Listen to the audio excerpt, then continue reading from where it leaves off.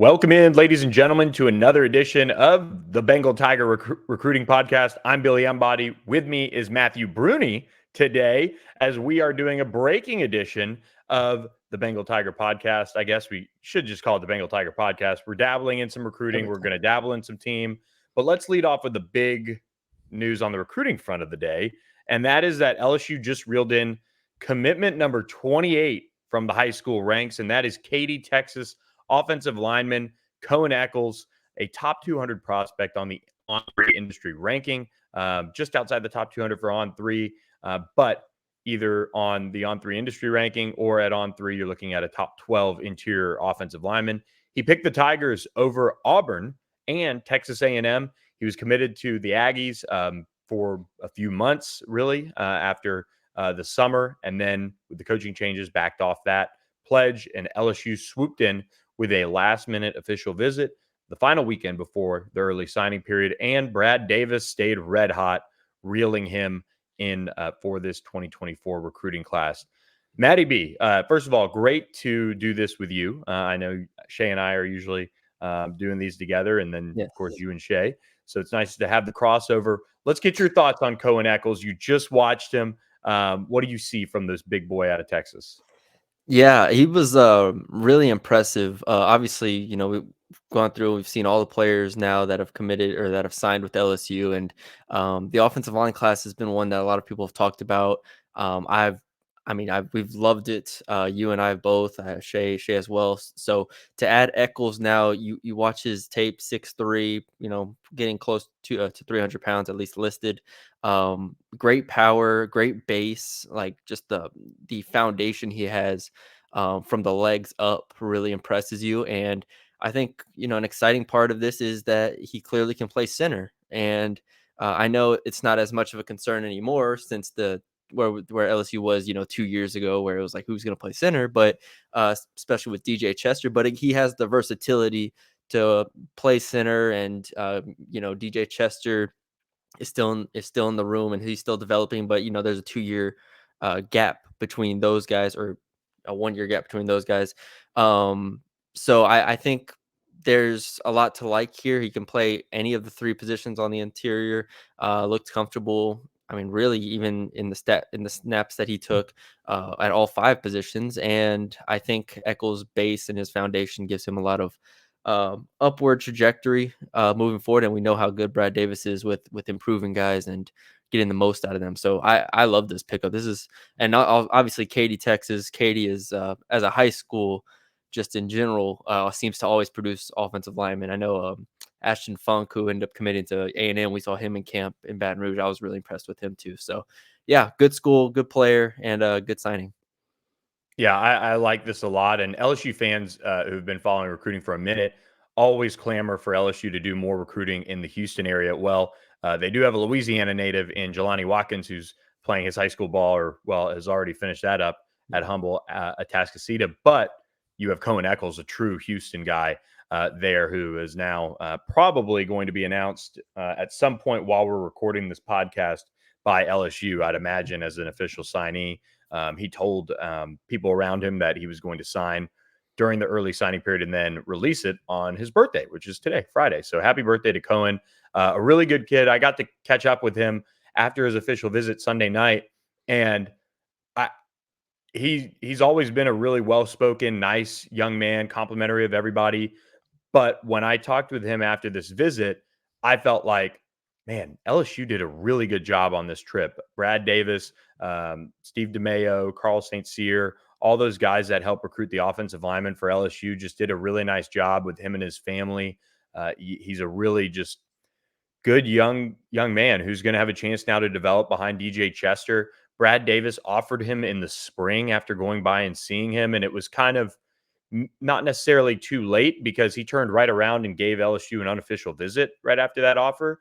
But he ended up going to Texas A&M, or at least committing to Texas A&M. And Brad Davis, like we saw with Weston Davis, like we've seen with a lot of these guys in his class, he just recruits them really, really hard. I like to compare Brad Davis to somebody who recruits like he's going to lose his job the next day, in terms of he's kind of scared to lose his job, and that's kind of what you want when you're getting paid as much as these guys are, is to recruit that tenaciously and that effectively as well, which is a good thing for LSU. They've been able to rebuild this offensive line over the last 3 years, and this is a nice, what should be final piece of the high school class in 2024 with Coen I guess I forget this. We've still got the late signing period, but Yeah. Terry Bussey, Dominick McKinley still very Yeah. much on the board. So don't I was throw gonna say, I was like, do you just don't mean throw the offensive computers line? into don't throw the computers out the window or your phone into the pool or whatever. So sorry about that, guys, but it's been a long week, clearly. So LSU still has a chance to get those guys on board if they can, but at least final piece for the early signing period in Yeah, Coen for the Echols. offensive line, most Yep. likely, and I'm Brad Davis in general. Just in the 3 years since Brian Kelly's gotten here, if you want to go back even further, you can. But just in these 3 years, just an incredible job to build this offensive line, and not rely on the portal. You hear it a lot of times in college football where the offensive line is in a position where you want to be portaling every year. It's not a position where you want to fill 2 starting spots with just guys just like from wherever, in terms of raising up. Now you added Miles Frazier from the portal, yes, but the rest of them obviously developed. And Brad Davis, we know how good of a coach he is with technique and just refining guys. So they're adding, all these offensive linemen, and we still haven't seen Lance Hurd and GJ Chester and Tyree Adams, who we were high on as well. And then, we'll see how Paul Mabenga develops, but just an awesome job from him developing this offensive line. Yeah, so for those keeping track at home, he has Coen Echols now, but he has Weston Davis, who's a 5-star on On3. He's got Ethan Callaway, a guy who's just sitting on the top 100 for On3. He's got Ori Williams, who we're high on at On3. We have him on the cusp of being a 4-star. Kyrie Lee and Joe Cryer out of Louisiana. So a really nice offensive line haul, some developmental tackles, some true elite kind of traits that you look for in offensive linemen, some nasty with guys like Coen Echols and Joe Cryer for sure. And I just think Brad Davis, Brian Kelly continue to check the box really well when it comes to that position. Yeah, and that's what we knew they would do. Whenever Brian Kelly got here, him and Brad Davis. Talk about people that have a track record of developing offensive linemen and recruiting offensive linemen. So, a very different spot than where LSU fans were just a few years ago, just probably 4 or 5 years ago, where with the offensive line, obviously before I got here, but just from the stories that y'all tell, it was rough for a while. It was a time. Speaking of a time, we encourage you guys to check out our friends at Game Time. So you can have a time down in Tampa at the ReliaQuest Bowl at Raymond James Stadium, right there near the airport. It's an easy trip for you guys, particularly from Louisiana, or some of you guys that are our listeners across the country, to fly right in there, get off the plane, and make that kickoff for LSU Wisconsin on New Year's Day. And I tell you, the great thing about Game Time is that they have those last minute ticket deals. So if you get that itch on New Year's Eve, you've had a couple pops or something, and you and your boys say, you know what, let's fly down to Tampa tomorrow and see LSU, and we can get in and get off the plane and go right to the game. Well, you can hit up the Game Time app, which takes just minutes to download and then seconds to find those tickets. And once you find them, you can get them in 2 taps using Apple Pay or however you want to link up that account at Game Time. And when you do download the app, use the code TIGERS on this purchase for $20 off your first purchase. That's Tigers, TIGERS, for $20 off your first purchase.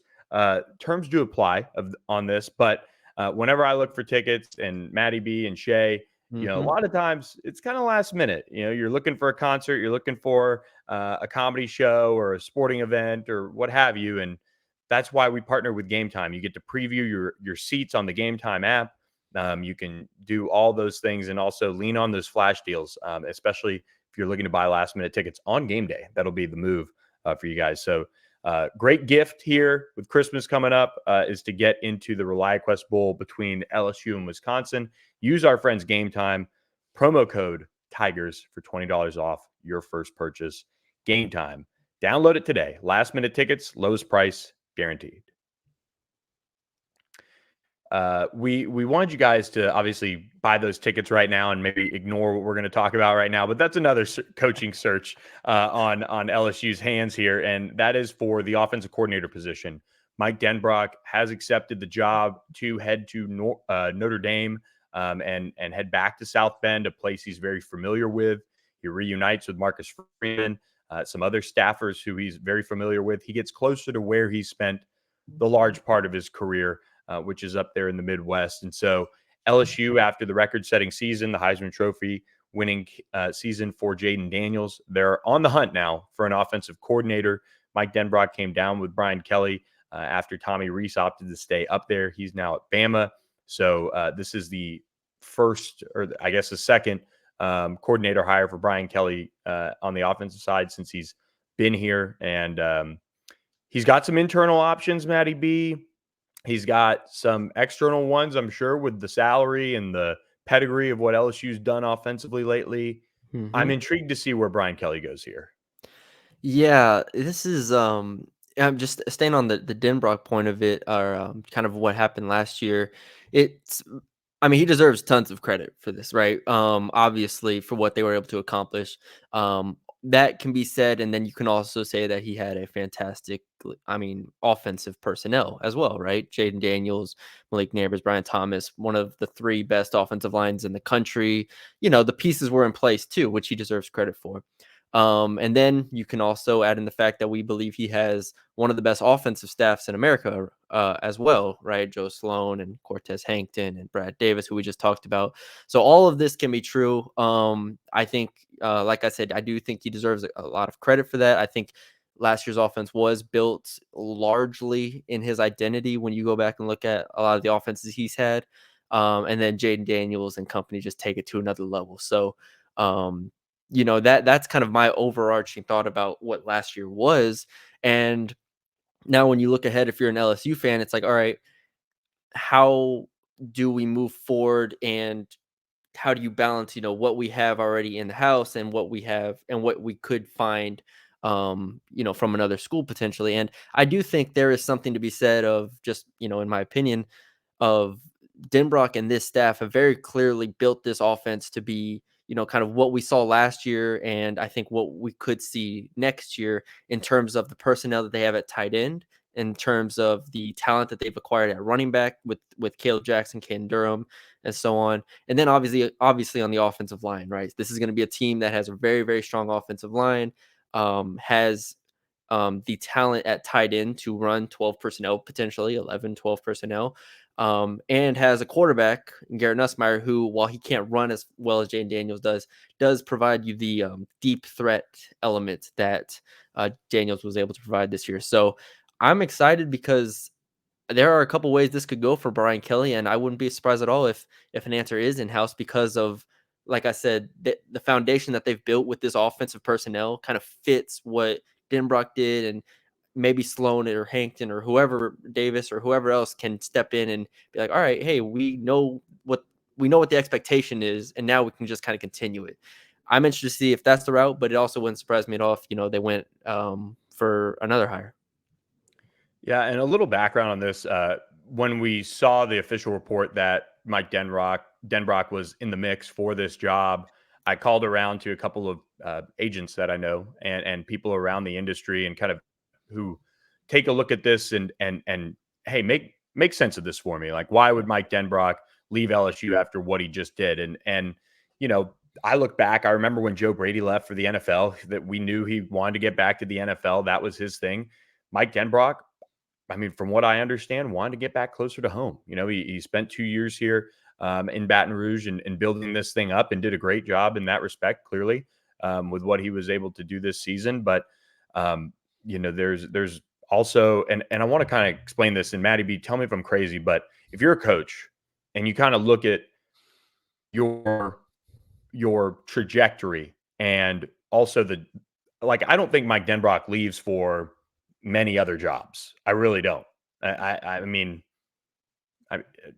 Michigan even wouldn't make sense with kind of their ground pound. Like, Yeah, even if it was up closer to home, I don't know if he leaves for it. But he does have a question at quarterback. That's why they brought in AJ Swan in a way. They're betting on Garrett Nussmeier being very good. 2025, you look ahead and you hope that Bryce Underwood is on campus, or Garrett Nussmeier was kind of like Jaden in his first year, solid, Yeah. it can help you win games, and then you hope he takes the next leap. But all of that is not guaranteed. What is guaranteed right now is that the Notre Dame job was open. You have familiarity. You like it up there in the Midwest. I mean, he's really not gone outside of it. And Yeah. so you make this move with the kind of foresight of saying, well, I don't know if I'm going to be able to put together what we've put together as of late. I'm going to make the move now. Brian Kelly's going to be in a good spot. He's got a great staff. And that's what multiple agents reiterated and what we already know. Joe Sloan, Cortez Hankton, Frank Wilson, Brad Davis, all the Oh yeah, analysts that I they didn't have. even mention Frank Wilson. Sorry, yeah, that is Yeah, complete like omission. this is as good of an offensive staff as you can want Yeah. in college football. And in particular when your head coach isn't like a play caller. Yeah. That this is a very, very good situation. It's not like he's giving the middle finger double birds on the way out of LSU. Like he just wanted to kind of be back closer to home. And I think this was his opportunity to strike for some of those other reasons on the actual football field.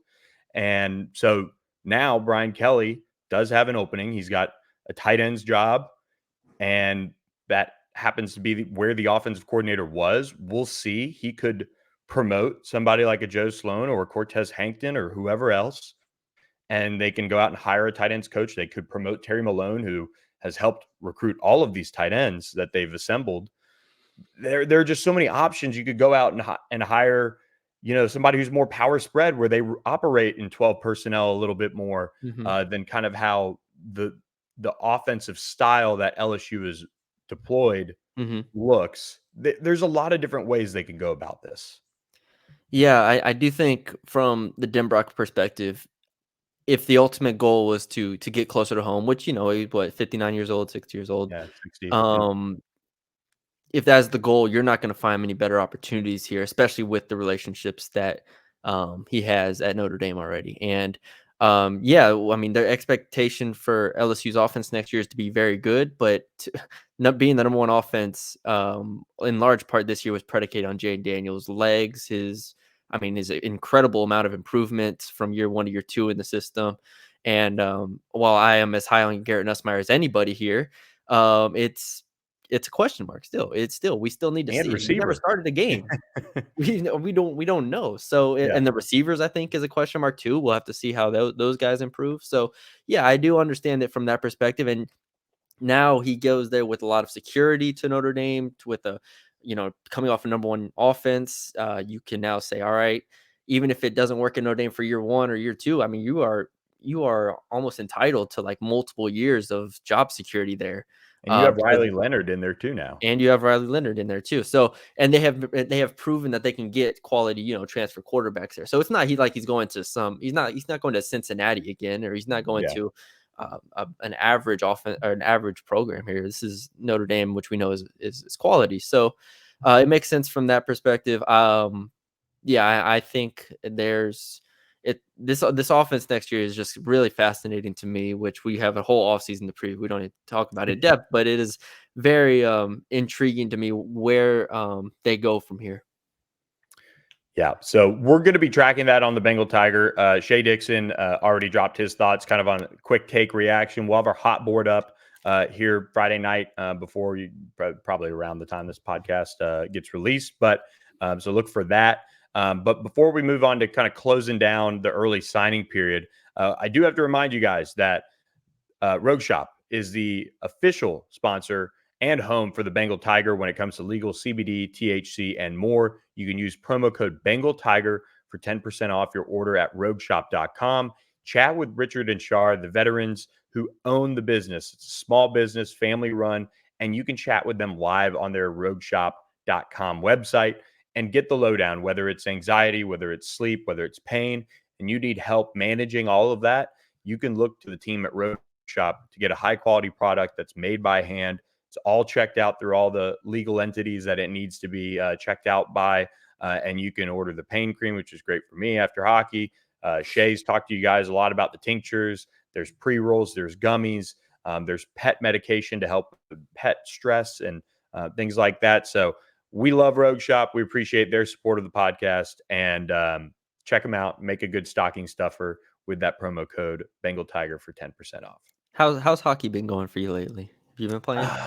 We had a sub goalie Oh, on Wednesday night, 10:45 game. I was up at about 5:30, headed to Duncanville that morning, and my day did not end until about 1:30 by the time I had calmed down enough to get into bed. So I got off the ice about midnight. So definitely needed the road shop.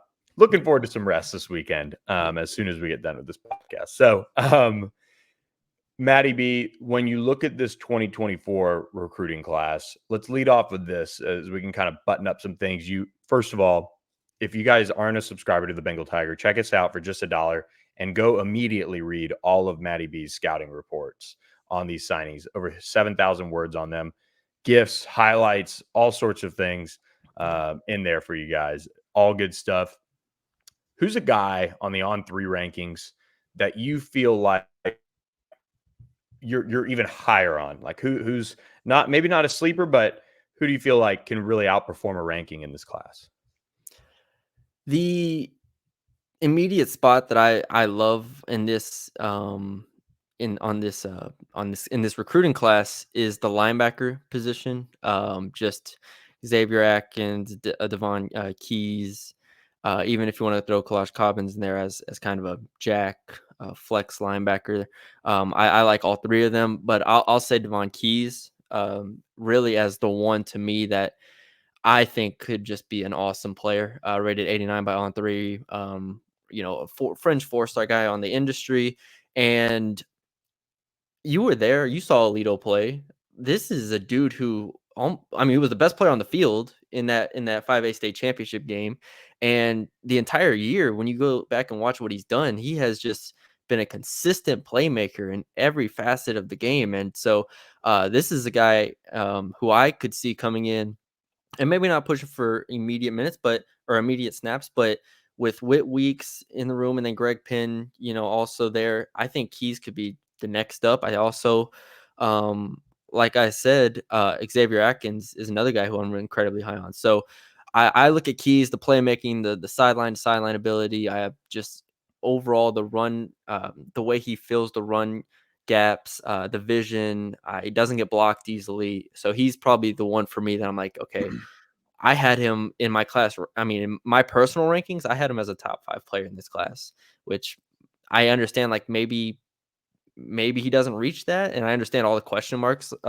potentially, but just production at this level is kind of important to me. And to see him be the best player on the field in that title game was kind of sold me. Yeah, Devon is really wired well, I would say too, and he'll be able to come in as an early enrollee. He's going to get a chance to go to the All American Bowl in San Antonio now and show his stuff, which is going to be a lot of fun for him. A good feather in his cap to end his high school career, and he'll be able to maybe make some noise and move up. I've been campaigning for him to be a 4-star for On3. I get it. He's not the tallest. He's not. Mm-hmm. The longest or this or that when it comes to some of the NFL stuff. But man, he was productive throughout his entire high school career at a very, very high level. And he's a winner too. So that counts a little bit for something. I'm going to go with a guy that just absolutely dominated in the state championship game. And that's Kaden Durham. I think we have him just a little bit too low. We have him outside the top 100, but not far, like 111, I think. And we have him as a top 10 running back, but I think he should be a top 5 back in the class. I think he's very much a guy who is ready now. Like you look at Caleb Jackson as a senior and he got hurt and then he went and ran track and he was healthy enough to recover and be awesome in that. If he had a senior year, he was going to be one of the top guys in the state. Well, Kaden Durham had that senior year. He also was physically developed to the point where like you just have to work with him on quickness, flexibility, and just continue to kind of get stronger or whatever, like at the college level that guys do when they're around a training table and things like that. But there isn't this like massive growth that, when people saw Caleb Jackson in fall camp or the picture of him from the state game, people were like, oh my God, that's a grown man. Well, Kaden Durham is physically ready to go, which I think is going to help him at LSU. Obviously, he'll get there this summer. He's going to run track. He's going to take aim at a state championship in that. And then he'll get a chance to head to Baton Rouge and start pushing for early playing time. Right now, we don't expect LSU to take a transfer back. We'll see if that changes, but they're going to lean on Caleb Jackson. They're going to probably have Josh Williams back. They'll have some of these other guys, but I think Kaden Durham, especially with how physical he runs, he's not really scared of anything. I think he'll have a chance to have a really high floor and in that sense, outperform his ranking. I completely agree. I think he's the safest pick of this class to be really good. Like the absolute safest. I'm just from year one, like you said, them not taking a portal back potentially speaks to how good they think he is and how ready they think he is. So yeah, Kaden Durham, you mentioned it. You laid it all out really well, but I just think we saw him go against DeSoto. We saw him go against North Shore. I mean, he's gone against the best teams in Texas, and he's in every game seemingly has a run or two or three where you're just like, all right, that guy is still faster than everybody, still more explosive than everybody on the field. It's incredible. He's the number 2 player to me in this class. I agree. I think he's probably top 5 back overall in the country, and that's with limited viewing of all the other backs. But just from what we've seen in backs throughout the years, that's a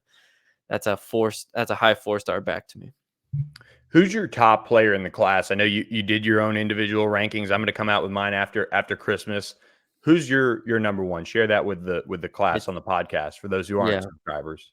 Yeah, it aligns with the On3 and the industry ranking. I think it is Tradas Green. I think Tradas Green is I the way I phrase it is last year, we got excited about Kamorian Pimpton, and I think rightfully so because he was awesome in high school, and I still think he can be a really good player. Tradas Green, with only a few years of playing football, looks like a souped up version of Kamorian Pimpton to me. And this sounds crazy, but like the way he moves, like he's already significantly, it feels more developed than where Pimpton even was, because I had questions about Pimpton, physically and his route running and stuff like that. Green isn't just a guy who's going up to get 50-50 balls. He is legitimately outrunning people. He is beating them on routes. He is so athletic that he can catch the ball in the middle of the field, make a move, and be gone at 6'7". I didn't obviously this is like a long time ago, but like I feel like this is what it was like watching LeBron James play football. Like it's literally feels like that. So I don't know if Tradas Green, and I'm not saying he's a slam dunk. The way I felt about like Harold Perkins 2 years ago, it's like, all right, that guy's an All-American, but the ceiling here is out of this world. And so I'm interested to see how, LSU develops him. I obviously don't think he's like a great blocker at this point, but I don't really care about his blocking right now. Just throw him the ball, and he can do it at all 3 levels, like I said. So I love Tradas Green, and he's my number 1 player. Yeah, I think that's an excellent pick. I'm gonna highlight a guy on the defensive side of the ball that I'm really, really high on. And I always try my best to learn a little thing or two about maybe past mistakes. And I'm gonna go with Deshaun McBride, and a couple reasons why. One, I just love him in coverage. I think he's just very, very productive in the back end, which is, I think, in today's college football, so hard to do, playing that safety position. And so when you're productive in high school, I mean, I'll go out and I'll watch a safety, however many times a year, and I'm going out there to watch him, and they just get nothing. They, don't do much. They're kind of probably looking a little bored back there. But this is a guy that has just made an impact every way possible for Denham Springs over the last 2 years. And I liked what he did in 7-on-7 as well, when I got a chance to see him in those settings, both at LSU camp and on the circuit. But one thing I learned a few years ago, and I was not as high on Christian Harris as some other people. And so when he signed with Alabama, for example, out of Baton Rouge, I was like, he's not going to be able to play linebacker. He's kind of scared to hit, from what I've seen out of him playing corner out there for U-High. And I just think some of these guys just need to see a college weight room, and the cream kind of rises to the top a little bit too. And when you're as athletic as Deshaun McBride is, I mean, I totally could see him being Grant Delpit. That's been my comp for him for a long, long time.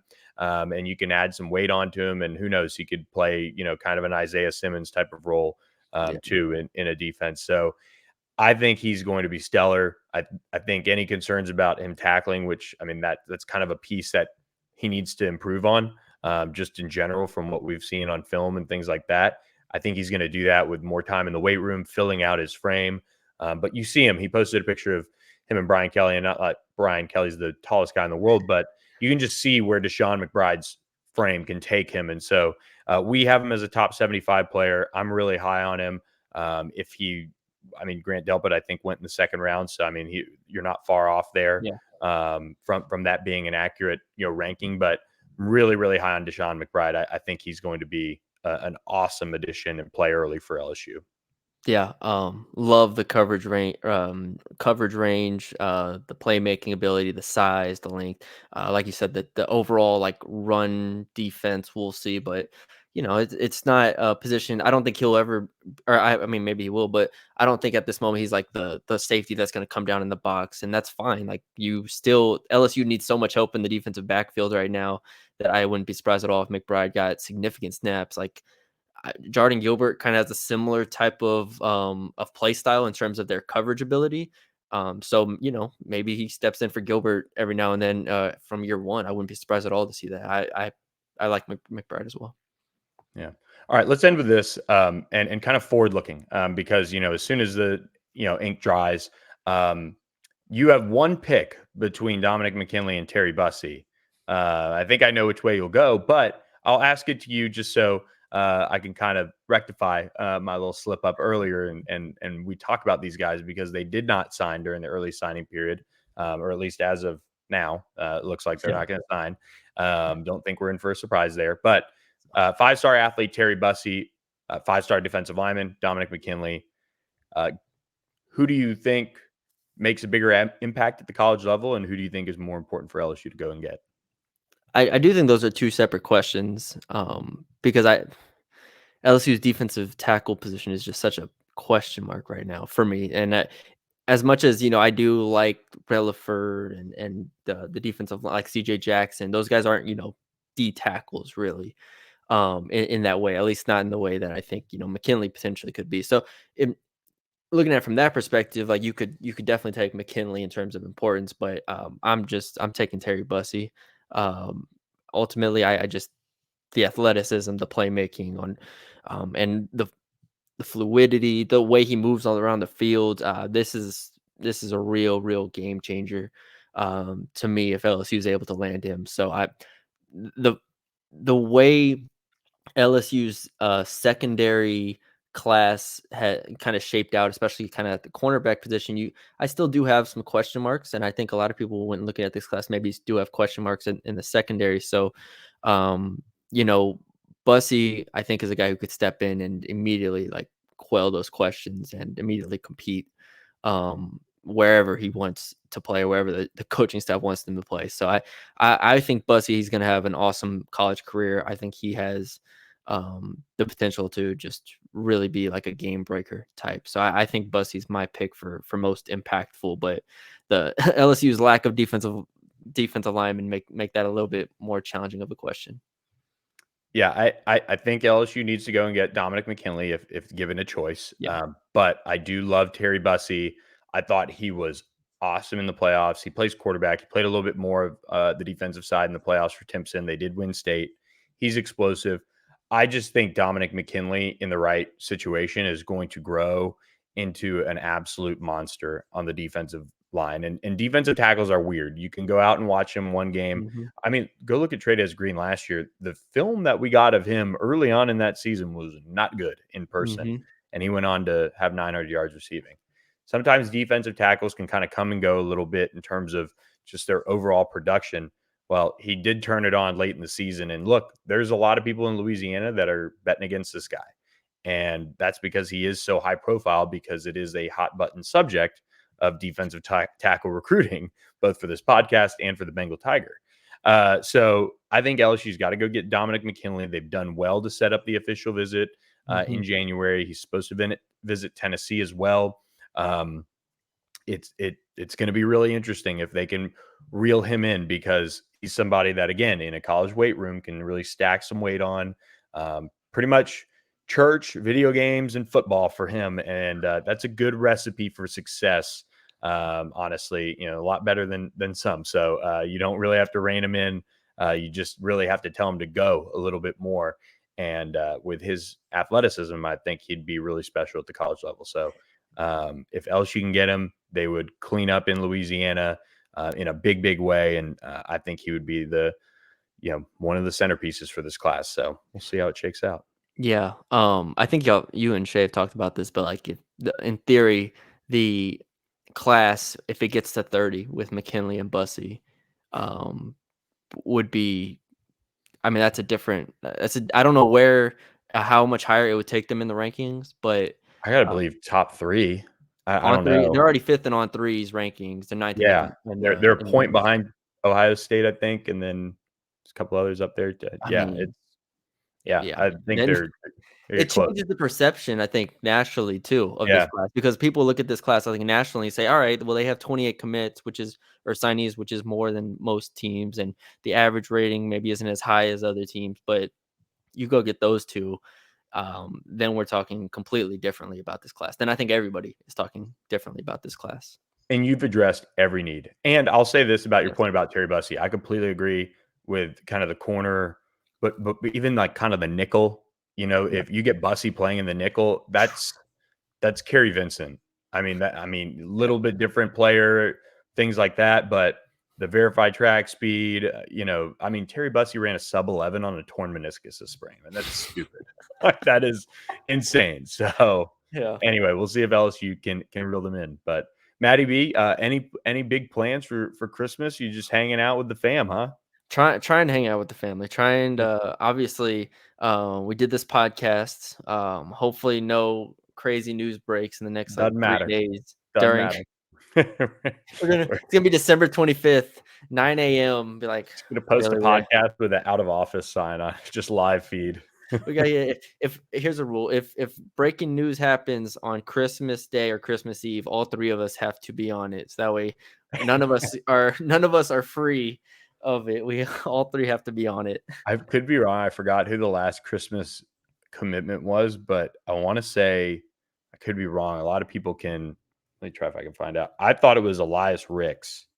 Let me see. Let's see. I thought. Oh man, you might. Yeah, I don't know. Can't find it. It doesn't have throw commits to LSU, and it's all about transferring and things like that. But whatever. I haven't done a Christmas commitment in a minute, so fingers crossed we don't have one. But if it were to happen, it'd be nice if it'd be Harlan Berry, even though he's moved his decision back to, it'd better be a good guy. That's what I say about holiday commitments. They better be good. Yeah, just hearing the name Harlan Berry. Yeah, I'm ready. Get everybody going. Well, we better be going and get to the family and all of that. So Merry Christmas, Maddie B. Merry Christmas to all the Bengal Tiger listeners out there. Hit that subscribe button. We're rolling on the YouTube channel, just absolutely cooking. So enjoy the time, Maddie B. And we'll be back on this podcast together again soon, I'd imagine. Yep, for sure. All right, everybody. Thanks for listening to this edition, and we will catch you guys hopefully next week with more from the Bengal Tiger podcast. For Matthew Brune, I'm Billy Embody. Merry Christmas, Happy Holidays, and Happy New Year's.